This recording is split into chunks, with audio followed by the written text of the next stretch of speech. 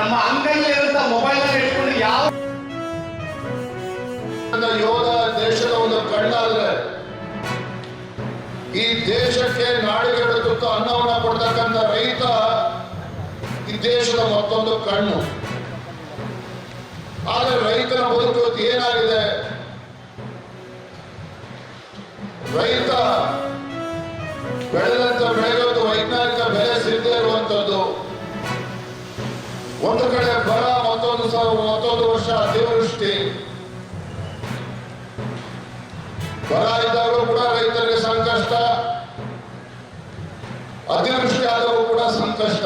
ಆದ್ರೆ ರೈತರ ಬಾಳು ಆ ಗೋಳನ ಯಾರು ಕೂಡ ಇದು ಕೇಳೋದಕ್ಕೆ ಸಾಧ್ಯ ಆಗ್ತಾ ಇಲ್ಲ. ಕಳೆದ 2.5 ವರ್ಷದಲ್ಲಿ ನಮ್ಮ ರಾಜ್ಯದಲ್ಲಿ ಇವತ್ತು 3,000ಕ್ಕೂ ಹೆಚ್ಚು ರೈತರು ಇವತ್ತು ಆತ್ಮಹತ್ಯೆ ಮಾಡಿಕೊಂಡಿದ್ದಾರೆ ಅಂತ ಹೇಳಿದ್ರೆ ರೈತರು ಯಾವ ಸಂಕಷ್ಟದಲ್ಲಿದ್ದಾರೆ ಅಂತ ಹೇಳಿ ನಮ್ಗೆ ಅರ್ಥ ಆಗ್ತದೆ. ಬಹುಶಃ ಈ ದೇಶದ ಇತಿಹಾಸದಲ್ಲಿ ಯಾವ್ದಾದ್ರು